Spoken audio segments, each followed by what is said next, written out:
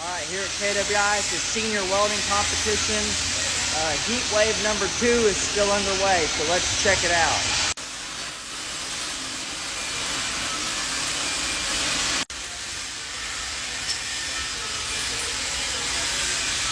Don't mind me.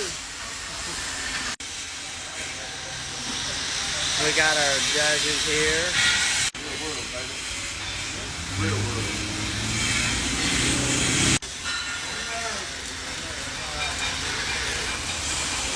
Alright, I'm here with one of the KWI instructors, Colton Fleming, and he's been looking at the first wave of high school seniors competition plates. So how's it going? Going good, pretty good so far. We have quite a few that passed VT, so we set them aside. And as the next heats go on, we'll start piling that number up, and then it'll get simplified back down to 15.